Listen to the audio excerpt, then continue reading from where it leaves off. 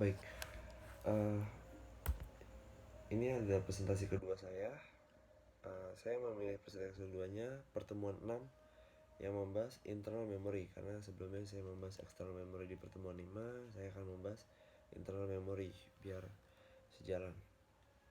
Baik, pertemuan 6 tentang internal memory. Karakteristik penting sistem memori. Di sini terbagi ada lokasi, satuan transfer, kapasitas, metode akses, kinerja, tipe fisik, dan karakter fisik. Kita mulai dari kapasitas memori.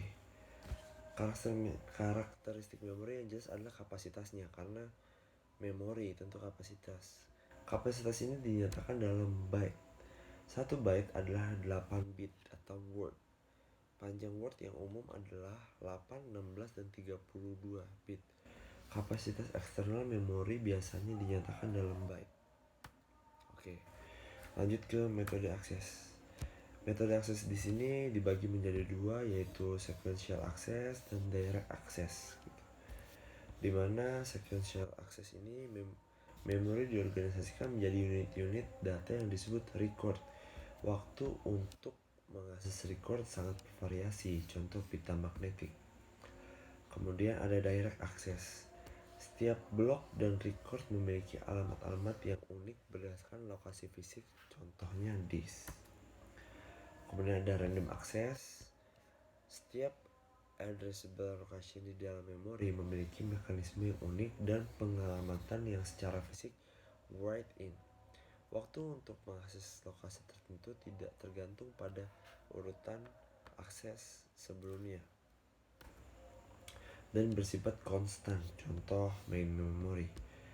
Yang keempat ada associative access.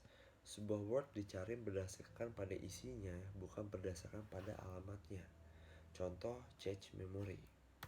Oke, sekarang kita lanjut ke kinerja.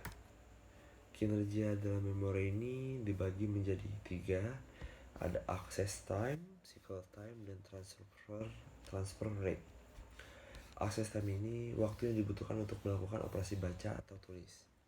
Yang kedua, cycle time. Access time ditambah dengan waktu ditambah yang diperlukan agar transit hilang dan dari signal. Transfer rate. Kecepatan data agar dapat ditransfer ke unit memori atau ditransfer dari unit memori adalah rumusnya. Di sini bisa dilihat di PowerPoint-nya. Sekali lagi mohon maaf saya nggak bisa tampilin PowerPoint-nya karena laptop saya lagi rusak, jadi saya belum bisa edit video. Ini saya minjem laptop kakak saya. Di sini ada TN sama dengan TA plus N per R. Gitu. Di sini ada rumusnya untuk mencari TN ini adalah waktu rata-rata untuk WRNB. Di sini kalau di PowerPoint juga bisa dilihat ada hierarki memori. Di sini ada diagram.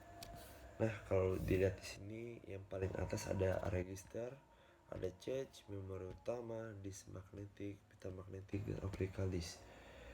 Kalau di sini biasanya kita sebut ini di antara situ kan ada register dan cache, memori dan memori utama.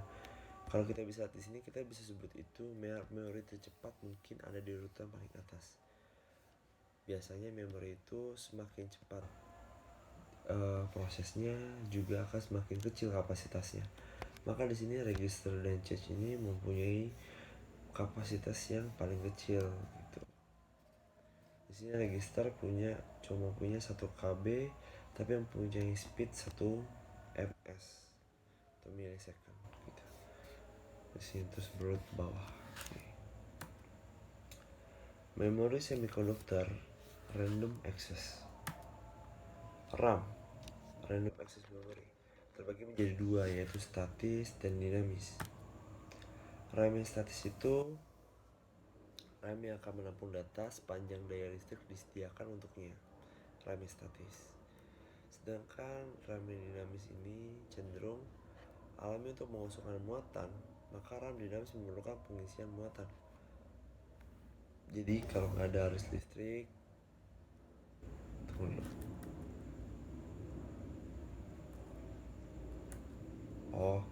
Jadi kalau untuk dinamis ini dia bisa menyimpan, jadi posisinya ketika arus listrik nggak ada, dia bisa menyimpan gitu, menyimpan memorinya. Ketika arus listrik ada lagi, itu memori datanya bisa dipanggil lagi sama yang dinamis ini gitu.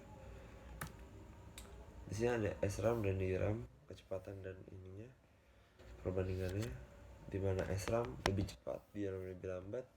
SRAM lebih mahal, DRAM lebih murah. Transistornya 6 yang SRAM.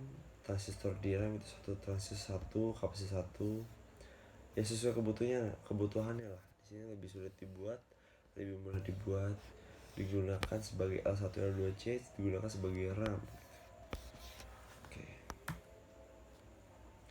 Di sini kita akan bahas ROM. ROM itu berisi pola data permanen yang tidak dapat diubah. Jenis-jenis ROM ini di sini cuma disebutnya ada 3. Programmable ROM atau PROM, Erasable Programmable ROM atau EPROM, Electrically Erasable Programmable ROM atau EEPROM. Oke, kita akan bahas cache memory. Cache memory ditujukan untuk memperoleh kecepatan memori yang mendekati kecepatan memori tercepat yang bisa diperoleh. Maksudnya, sekaligus memberikan ukuran memori yang besar dengan harga yang lebih murah. Cache memory adalah memori kecil yang berkecepatan tinggi. Cache dapat kita lihat sebagai suatu memori buffer bagi memori utama. Cache berisi salinan sebagai memori utama. Pada saat sebuah CPU speed membaca word memori, maka dilakukan pemeriksaan untuk mengetahui apakah word itu terdapat dalam cache. Bila sudah ada, maka word akan dikirimkan ke CPU. Bila tidak ada, blok main memory yang terdiri dari sejumlah word yang tetap akan dibaca cache dalam kemudian dikirim ke CPU. Oke. Meskipun cache menggunakan informasi yang tersimpan dalam memori utama, tapi ia tidak berhadapan secara langsung dengan memori utama. Apa yang tersimpan dalam cache dan juga ditempatkan ke dalam memori utama dikerjakan sebagai perintah CPU. Agar suatu cache dapat efektif, maka ia harus lebih cepat dari memori utama. Pada umumnya,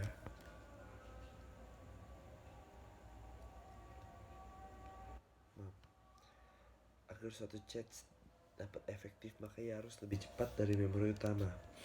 Pada umumnya, waktu akses memori cache berkisar antara 50 sampai 100 nanodetik.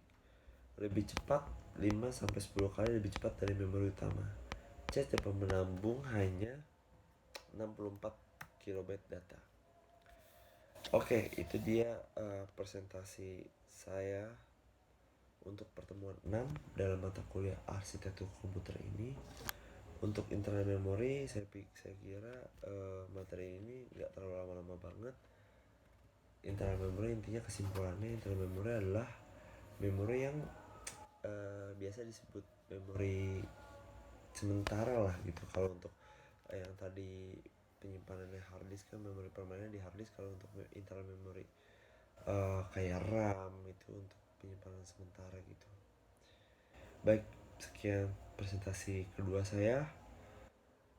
Terima kasih atas untuk kesempatannya, Ibu. Sekian, bila ada salah kata saya mohon maaf. Terima kasih. Selamat pagi.